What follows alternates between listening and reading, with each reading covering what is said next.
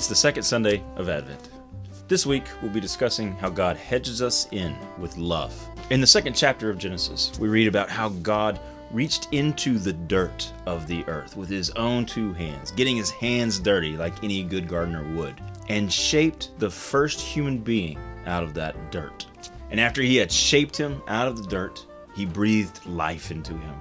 The same breath that is the Spirit of God that was hovering above the waters and spoke creation into existence. And after that, God took this being, who we call Adam, and planted him in the Garden of Eden, a place prepared specifically for Adam that is hedged against the rest of the world.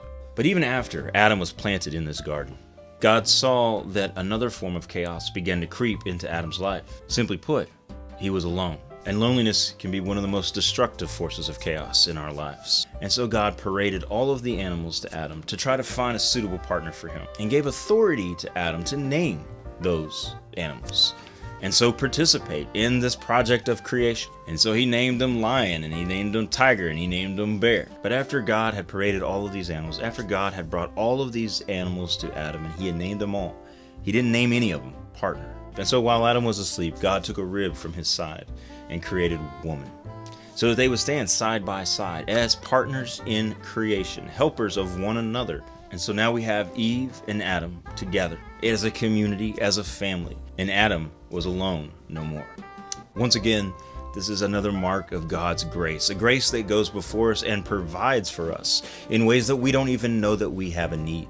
God didn't create humanity and throw them out into the wilderness. God didn't create humanity and allow them to be alone. God created humanity in God's own image, which is to say an image of community, bound in love, hedged with love from the chaos that is trying to break into our lives. And no matter where we look, no matter where chaos breaks into our lives, we can remember that God has already hedged us with his love, providing for needs that we didn't even know that we had.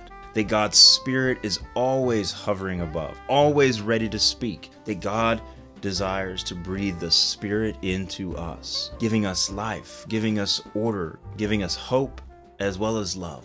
This week, as we work through the promise of Eden, we'll explore the ways in which God has hedged us with his love. And we'll also explore what that means for us. To be hedged by God's love also means that we are called to love in the same way that Jesus has loved us, when he made the sacrifice to empty himself of the divine nature and become one of us, as a little baby boy, born in Bethlehem, swaddled and laid in a manger. It reminds us that the birth of Jesus Christ is the ultimate hedge of love that is being given to us by God.